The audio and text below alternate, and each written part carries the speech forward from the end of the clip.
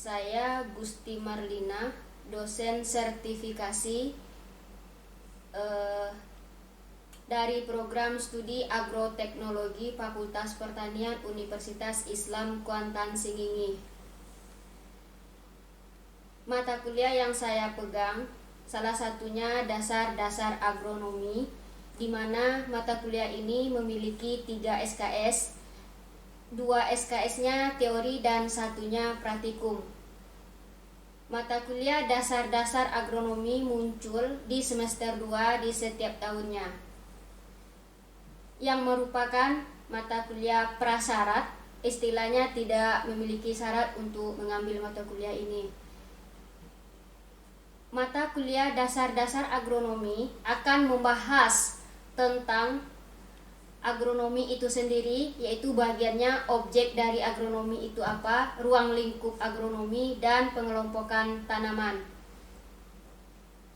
Faktor-faktor agronomi ada dia faktor abiotis seperti tanah, air, temperatur, dan cahaya, serta faktor abiotisnya.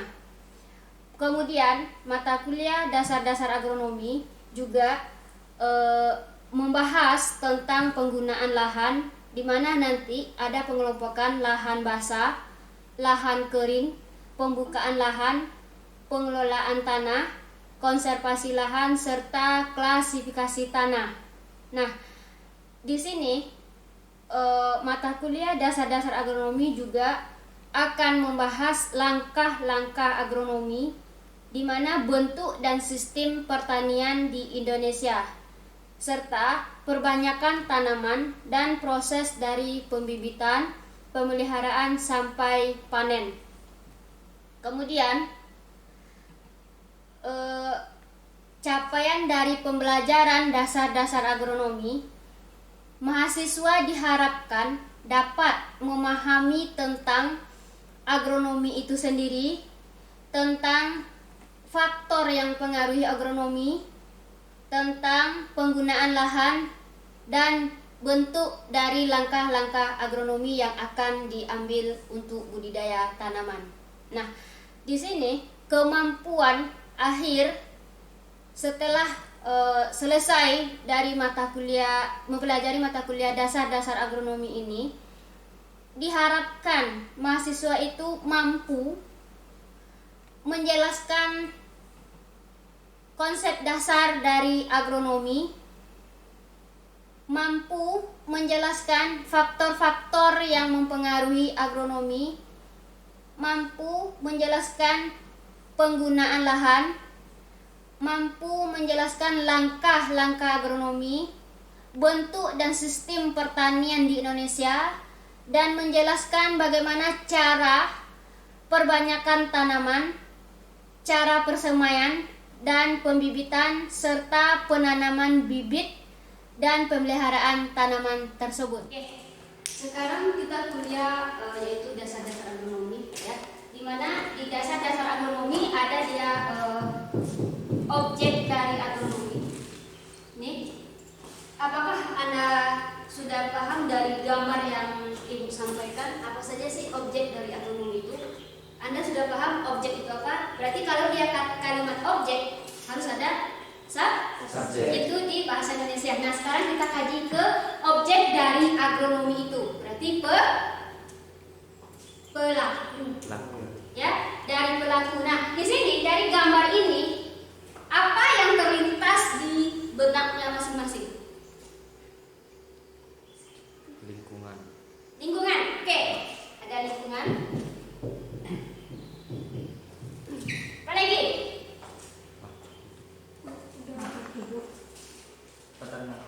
Ada hewan. Apa lagi? Ada tumbuhan. Nah,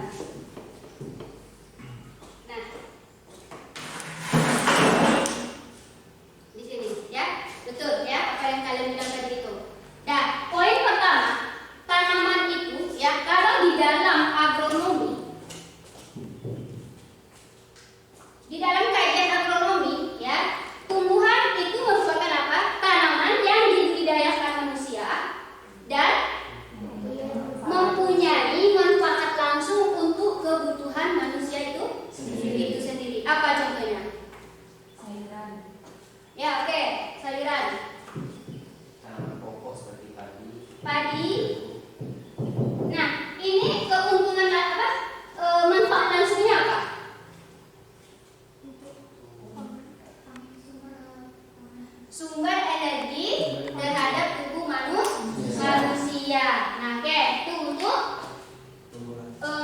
tanaman. Ya, dia beda ya, beda ya. Apa itu tanaman, apa itu tumbuhan? Yang tadi itu tanaman. Kalau yang kedua, kira-kira udah paham nih tanaman dan tumbuhan? Sudah. Nah,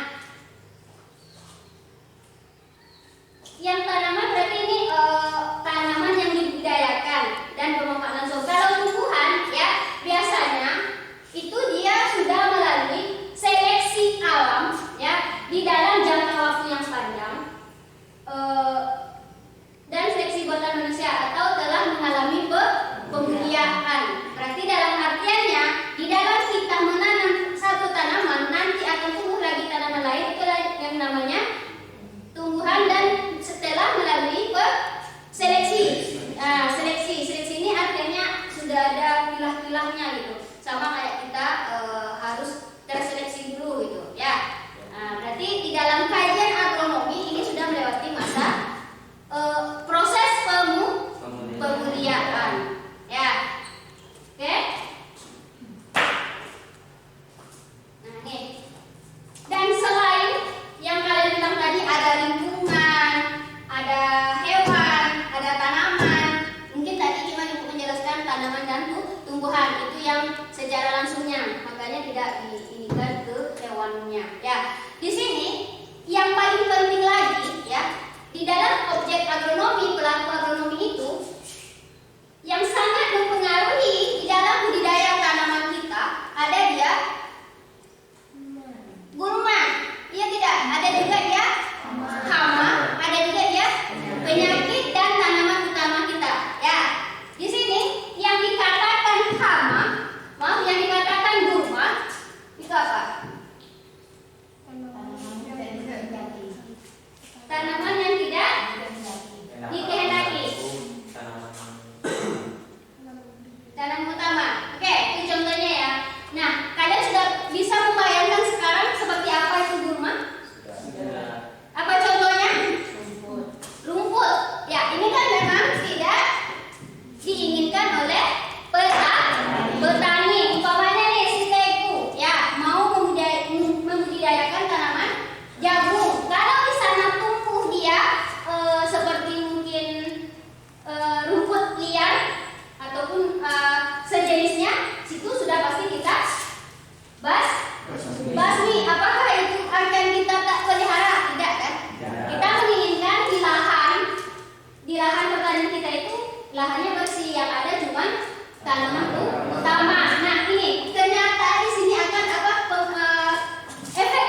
efeknya nanti gurma ini akan mempengaruhi produksi dari budidaya kita. Ya, itu yang pertama ya. Yang kedua hama. Kebayang nggak sih apa sih bentuk hama gitu? Seperti apa? Hewan pengganggu pada tanaman. Ya. Nah, di sini ada garis bawahnya yang bersifat merugikan secara ekonomis ya. Baik pertumbuhan tanaman kita itu sendiri maupun produksinya. Ya kan? Apa kira-kira contohnya? Hama yang akan merugikan ke produksi kita. Tikus pada tanaman padi. Oke, tikus pada tanaman padi, ya.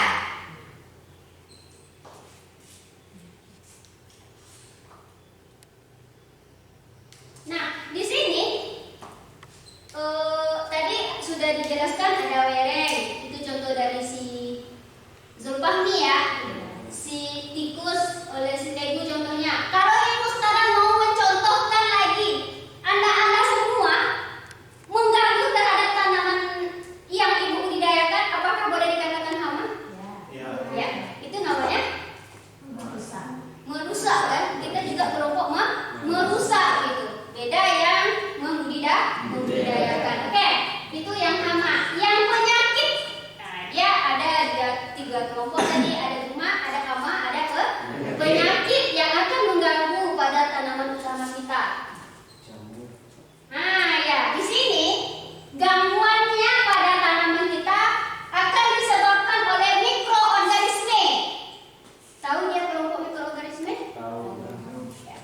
Oke, jelas ya? Seperti bakteri, jamur, virus. Barang-barang ini berbentuk kecil, ya. Nah, di sini tidak itu saja yang mempengaruhinya, apalagi?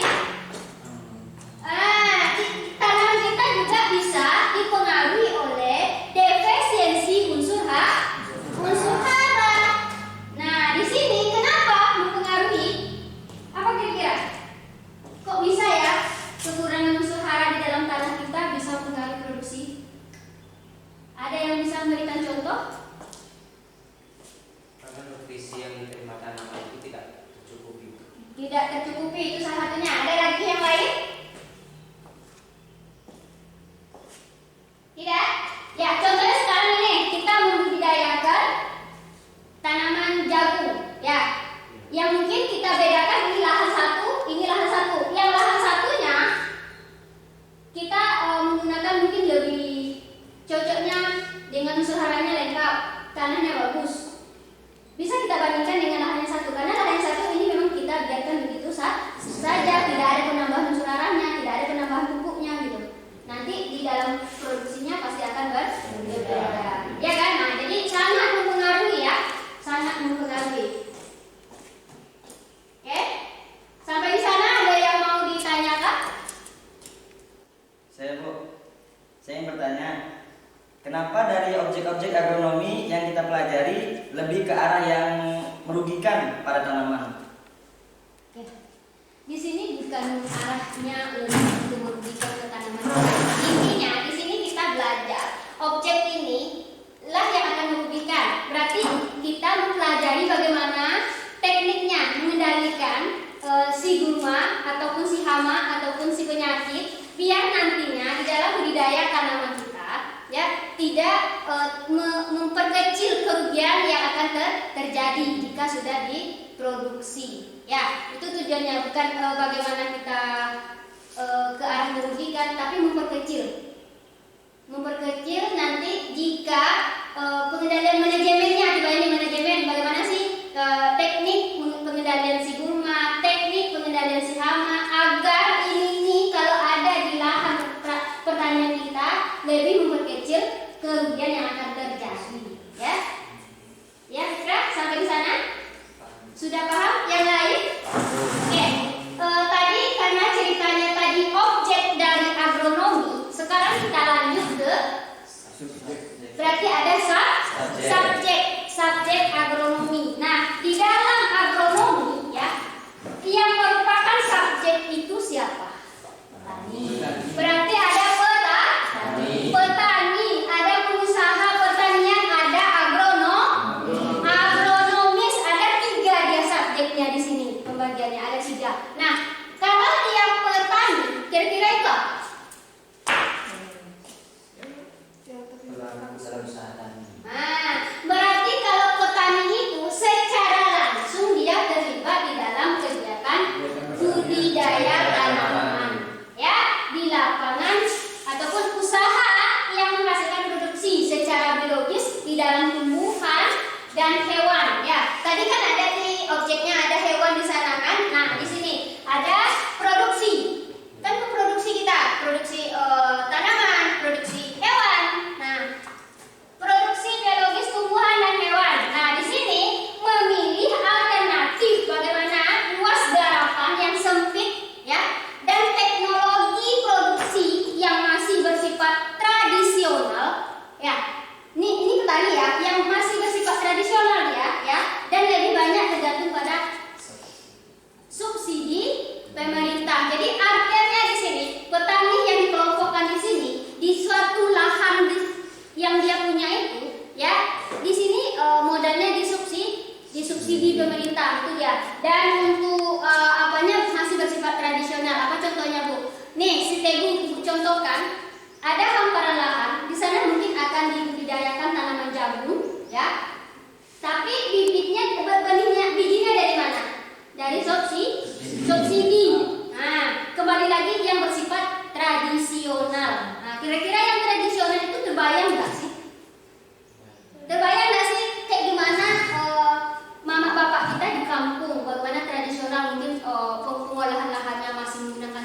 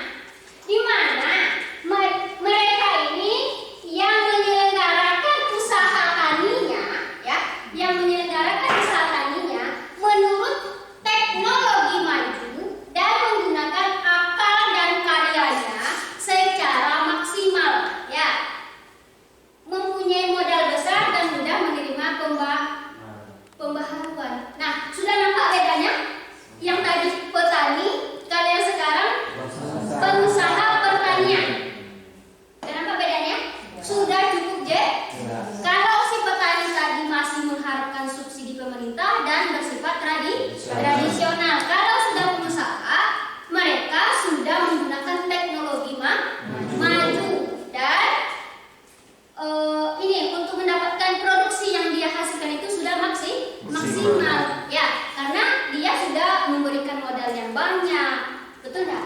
Ya. Sudah menerima pembaharuan. Atau mungkin orang bilang oh lahan ini tidak bisa digunakan campur lagi gitu, berarti mungkin dia sudah menggunakan alat-alat modern untuk pengolahan lahan. Apa contohnya? Traktor dan sejenisnya. Ya nggak? Ya. Oke, sudah ada 2 kelompok tadi kan?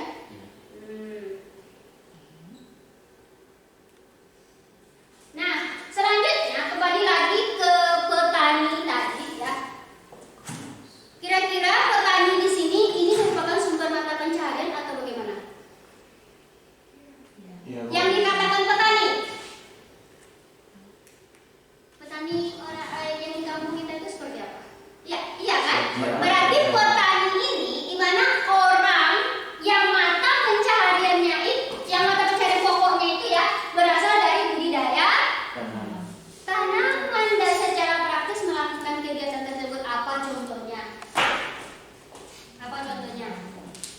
Bapaknya punya kebun sawit, punya kebun karet, dia langsung yang mengelola, dia langsung kan dari uang penjualan itu yang dijadikan untuk memenuhi kebutuhan hidupnya kan?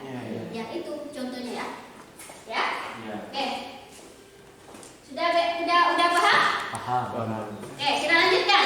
Tadi karena subjeknya Ibu jelaskan 3, ada petani, ada pengusaha pertanian, dan ada agronom. Nah, masuk kita ke yang ketiga, agronomis ya. Apa pula sih yang dimaksud dengan agronomis? Berarti ini orangnya. Berarti kalau dia agronomis, orang yang terlibat secara tidak langsung ya dalam penelitian ataupun teori untuk peningkatan kualitas dan kuantitas produksi biologis tanaman. Kira-kira kita ini kelompok agronomis kah atau tidak?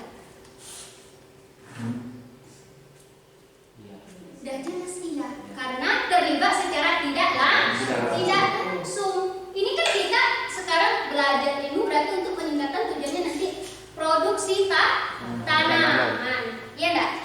Oke, ya. Nah sampai di sini dari objek, dari subjek, ada yang perlu ditanyakan lagi? Sebelum kita masuk ke ruang lingkup agronomi, kita saja. Kita lanjut ya. Ruang lingkup agronomi itu ada beberapa bagian, ya. Ada dia teknik dari budidaya. Ada dia, itu tadi pertanyaan kamu, ada dia pengendalian hama dan penyakit. Nah, di sini dia kaitannya ya.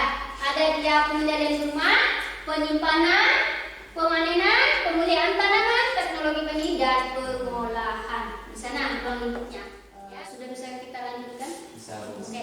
Sekarang tadi sudah kita bahas tentang objek, subjek. Kita lanjutkan ke pengelompokan. Bagaimana sih pengelompokan tanaman di dalam agronomi itu? Dan tujuannya apa? Kira-kira di sini sudah pasti ya tujuannya ya. Pengelompokan itu berarti biar apa? Mempermudah kita ya di dalam mempelajarinya. Di sini ada dia sudah ini ada bersifat hasil ya, ada dia bersifat petaninya, ada dia bersifat umur ekonomisnya. Nah, kalau dari ketiga kelompok tanaman ini, ya ini berdasarkan ketinggian tempat. Nah, masuk kita ke poin pertama, ya berdasarkan sifat hasil. Di sini ada dia tanaman pangan, ya, ada dia tanaman hortikultura, ada dia tanaman industri ataupun perkebunan, ya, ada tanaman pakan, ada tanaman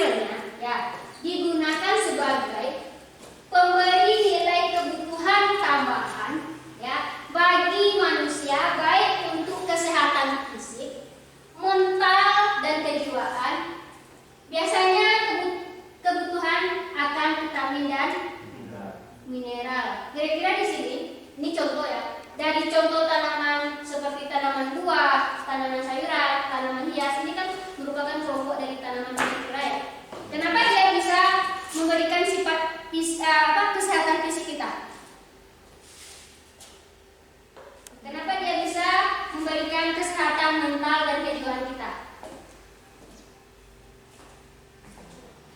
Kembali lagi ke pengertiannya ya, kembali lagi ke pengertiannya di mana tanaman yang hasilnya digunakan sebagai pemberi nilai tambah, nilai kebutuhan tambahan. Nah, bagi manusia. Ya, itu dia hortikultura. Contohnya di dalam tanaman hias. Ibu contohkan sekarang pada tanaman hias. Ya. Tanaman hias yang kita tanam di depan rumah ataupun di trotoar jalan, ya itu bisa tidak membuat pikiran Anda tenang kalau menengok tanaman tersebut. Ya, kesannya sepertinya. Berarti yang memberi keuntungan ke kita apa?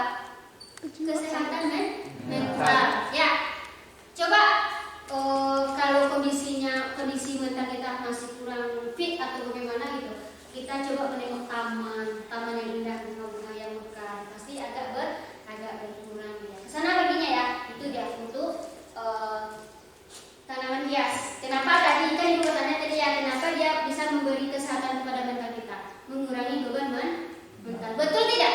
Betul. Oke. Dan begitu juga kalau dia kesehatan fisik, umpamanya nih kita contohkan ke dia ke tanaman buah. Kalau kita kekurangan vitamin C, kita harus makan buah banyak kan gitu istilahnya, yang banyak mengandung vitamin C. Berarti kita kaitannya ke kesehatan fisik. Ya itu untuk tanaman hortikultura. Dan berikutnya berarti dia ada tanaman pangan. Nah, di sini ada contohnya padi, ubi dan jenis seleria lainnya gitu, seperti gandum, sorghum. Ya. Kalau dia tanaman pangan, di sini kandungan utamanya itu apa? Karbohidrat. Nah, yang digunakan sebagai kebutuhan pokok, ya. Nah, kebutuhan pokok.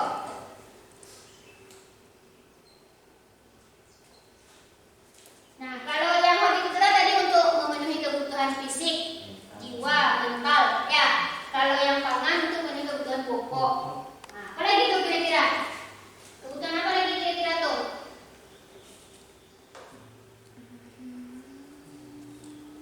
Harus ada dia kebutuhan tambahan kita. Apa contohnya? Ini tanaman yang seperti tanaman industri, ya. Nah, di sini tanaman industri di mana yang pembudidayaannya itu tujuannya untuk mendapatkan perdagangan. Tadi sudah kita jelaskan ya bagaimana tanaman itu berdasarkan sifat hasil. Yang kedua, di sini dia tanaman itu berdasarkan sifat botaninya. Ya, di sini ada pembagiannya. Yang A-nya itu berdasarkan sifat fisiologis. Ya, nah di sini menurut jalur fiksasi, berarti dia menurut jalur fiksasi CO2 dan proses fotosintesis. Ada dia kelompoknya C3, ada dia tanaman itu kelompoknya C4 dan ada CAM. Ya, dari ketiga jenis tanaman ini, itu dia akan memiliki ciri-cirinya apa? Ya, jangan istilah nanti orang bilang C3, kita bilang C3 pula. Orang bilang C4, kita bilang C4 pula. Ya, di sini ada itu tadi. Bagaimana sih Bu ciri-ciri dari tanaman yang dikelompokkan kepada C3 itu? Salah satunya, ya. Yang pertama, dia akan memiliki fotosintesis bersih lebih rendah. Ya, ada dia bagaimana titik kompensasi C2-nya itu rendah. Terus laju dari fotosintesis dari tanaman itu sendiri sangat tinggi, ya. Dan efisiensi penggunaan airnya juga rendah. Nah, yang ciri-ciri yang lainnya ada dia pada keadaan lingkungan yang sama. Di sini ada dia tanaman C3 itu dibandingkan dengan C4, ya, ini hasilnya lebih rendah C4-nya, ya. Dan bagaimana pula dari ciri-ciri tanaman itu tadi kan tanaman ciri-ciri dari C3 ya. Nah, kalau sekarang yang C4. Nah, sanggup berfotosintesis pada keadaan C2 rendah. Nah, kalau dari C3 tadi bagaimana?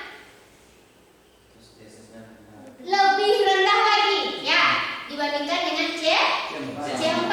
Nah, kalau yang poin kedua, di mana laju fotorespirasinya itu tidak ada, ya. Kemudian lebih efisiensi dan dalam penggunaan air dan cahaya. Kalau dia C3 bagaimana? Efisiensi apa? Penggunaan airnya lebih rendah, cuma ke air. Itu dia bedanya ya. Kemudian daya hasilnya cukup tinggi, ya. Nah, apa sih Bu contohnya dari tanaman C4 tersebut? Ada jagung, ada tebu, ada sorghum. Usahakan kalau dia di ketinggiannya itu kurang ataupun sama kurang dari 700 mdpl. Kalau tadi ingat di atas 700 mdpl. Nah, itu makanya contohnya sudah ada kelapa sawit. Jelas ya ada di daerah kita di Kuantan sini ya. Nah, ada pula ya kelompok tanaman itu yang bisa tumbuh dan berproduksi pada tidak dipengaruhi oleh ketinggian sama sekali.